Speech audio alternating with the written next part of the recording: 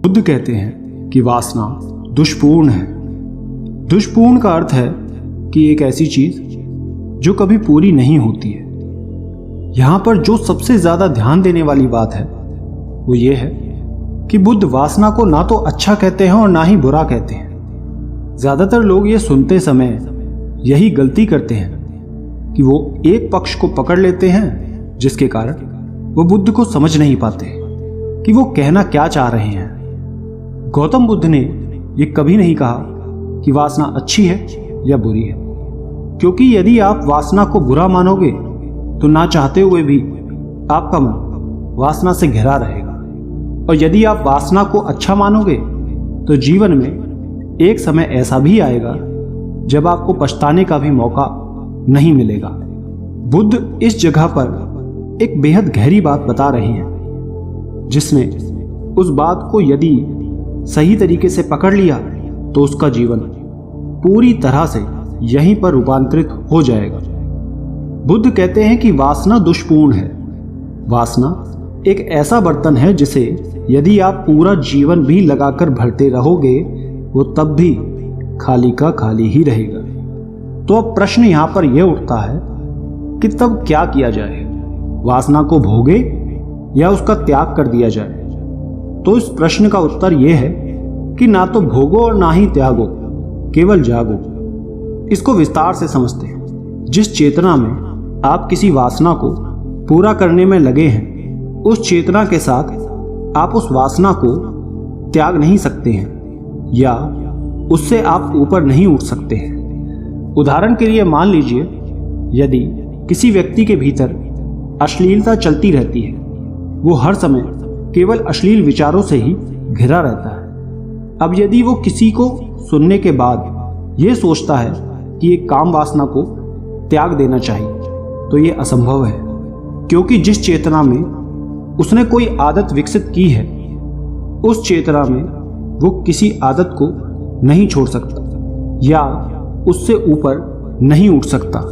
परंतु एक तरीका यह है, यदि उसको अपनी आदत की ये व्यर्थता नजर आ जाए तो वो इस आदत से ऊपर उठ सकता है। इसको एक और सरल तरीके से आपको समझाते हैं बुद्ध के जीवन की इस घटना के द्वारा।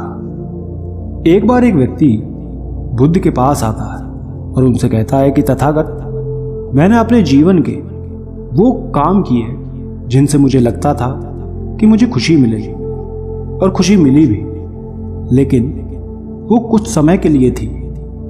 मैं अपनी सभी वासनाओं को पूरा करता रहा, अपनी काम वासना में लिप्त रहा, लेकिन फिर भी न जाने क्यों अभी भी भीतर कुछ खालीपन सा है, कुछ ऐसा है जो अभी भी अधूरा है। मुझे ये तो समझ आ गया कि जिन चीजों के पीछे मैं भाग रहा था वो व्यर्थ है, वो मेरी भीतर की कमी को पूरा नहीं कर सकते, परंतु मुझे ये समझ नहीं आ रहा कि मैं इस खालीपन को कैसे भरूं। तब बुद्ध कहते हैं कि बाहर बहुत खोज लिया, अब जरा भीतर की ओर मुड़ जाओ। तब वो व्यक्ति पूछता है कि भीतर की ओर कैसे मुड़ा जाता है बुद्ध? भीतर की ओर जाने के लिए मुझे क्या करना होगा? तब गौतम बुद्ध कहते हैं कि पहली शर्त यही है कि तुम्हें भारी वासनाओं की व्यर्थता नजर आनी चाहिए। दूसरी शर्त यह है कि तुम ये समझ जाओ कि तुम्हारे पास जो ये जीवन है केवल इसी क्षण है। अगले क्षण ये जीवन होगा या नहीं, यह निश्चित नहीं है। इसलिए इस बात को स्वीकार करो कि जीवन इसी क्षण है, जो भी करना है अभी करना है। तीसरी शर्त है ध्यान। जब तुम इन 3 शर्तों को स्वीकार कर लोगे, तुम्हारे भीतर की जीवन यात्रा शुरू हो जाएगी। इस वीडियो को सुनने के बाद बहुत से लोगों ने यह तय किया होगा कि वो अपने सभी वासनाओं को त्याग देंगे और सच्ची खुशी को पा लेंगे, परंतु इसमें आपसे यह नहीं कहा गया कि आप अपनी वासनाओं को त्याग दें, क्योंकि वासना का अर्थ केवल काम वासना ही नहीं है। वासना का अर्थ है इच्छा। हम आपको बस इतना समझाना चाहते हैं, जो इच्छा वासना आपको बार बार दुख दे रही है, तकलीफ दे रही है, उससे ऊपर कैसे उठे। तो इसके लिए आपको कुछ सूत्र बताते हैं। पहला, अपनी चेतना को बढ़ाएं। दूसरा, जीवन में जो चीजें व्यर्थ हैं उनकी व्यर्थता को स्वीकार करें। तीसरा, वर्तमान में जिए। चौथा, ध्यान करें। एक गांव में दो साधु रहा करते थे। वो दोनों पूरे दिन भिक्षा मांगते और पूजा पाठ किया करते। दोनों साधु एक साथ एक सीमा से जुड़ी झोपड़ी में ही रहते थे। एक दिन उस गांव में बहुत जोर से आंधी आ गई। देखते ही देखते बहुत जोरों की वर्षा होने लगी। वो दोनों साधु उस समय भिक्षा मांगने गए होते हैं। जब वो घर लौटकर आते हैं तो देखते हैं कि गांव में आए आंधी और तूफान के कारण उनकी झोपड़ी टूट गई। ये देखकर पहला साधु क्रोध से भर उठता है और बड़बड़ाने लगता है। वो साधु भगवान से कहता है कि हे ईश्वर, तू मेरे साथ हमेशा ही गलत करता है। मैं दिन भर तेरा नाम लेता हूँ, मंदिर में तेरी पूजा अर्चना करता हूँ, फिर भी तूने मेरी झोपड़ी तोड़ दी। तुझे मुझसे कोई दुश्मनी है क्या? इस गांव में इतने चोर लुटेरे रहते हैं, तूने उनके मकानों को तो कुछ भी नहीं होने दिया। मैं यहाँ परिश्रम से रह रहा हूँ तो भी तुझसे देखा नहीं जा रहा। मेरे पास एक ये झोपड़ी थी, तूने वो भी मुझसे छीन ली। तूने मेरे साथ ऐसा क्यों किया?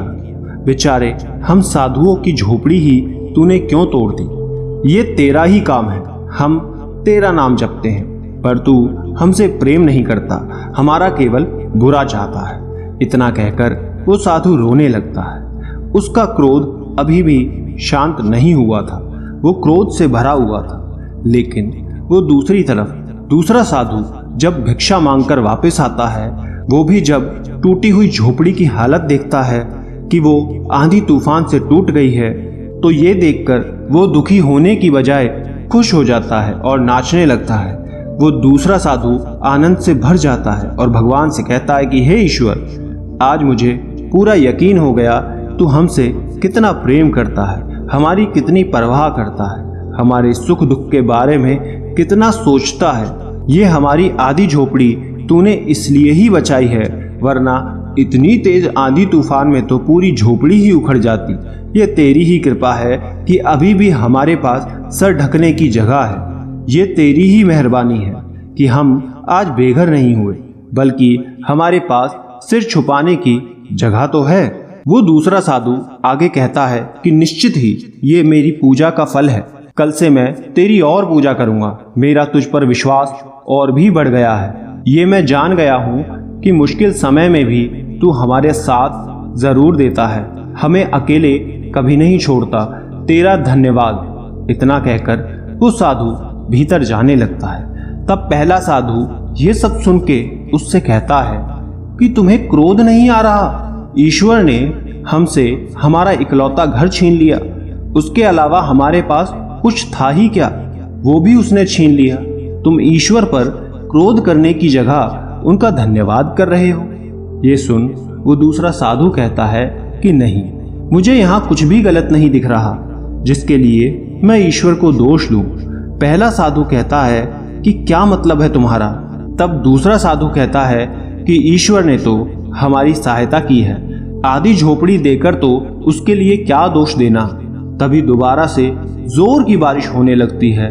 वो साधु जल्दी से भीतर चले जाते हैं। तब वो दूसरा साधु पहले साधु से कहता है कि देखा, यदि ये झोपड़ी भी हमारे पास नहीं होती तो भला अभी हम कहाँ जाते? कोई हमें पनाह देता?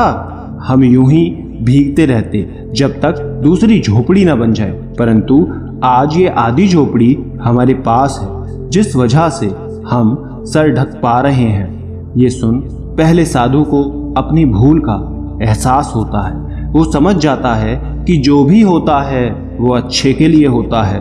बस हमें थोड़ा धैर्य रखकर उसके परिणाम का इंतजार करना चाहिए। दोस्तों, हमें शिक्षा मिलती है कि किस तरह दो लोगों ने एक ही घटना को अलग अलग नजरिए से देखा। इन दोनों की सोच समझ कितनी भिन्न थी एक दूसरे से। जहां एक घर टूटने का दुख मना रहा था, वहीं दूसरा कुछ ना से कुछ होने पर खुशी मना रहा था।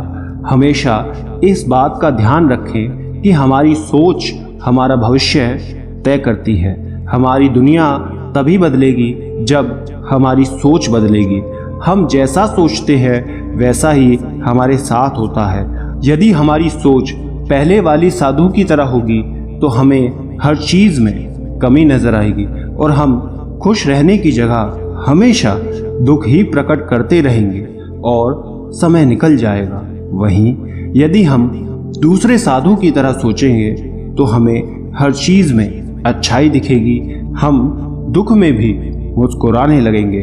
अतः हमें दूसरे साधु की तरह विकट से भी विकट परिस्थिति में भी अपनी सोच को सकारात्मक बनाए रखना चाहिए। दोस्तों, आपने क्या सीखा कमेंट करके ज़रूर बताना। धन्यवाद।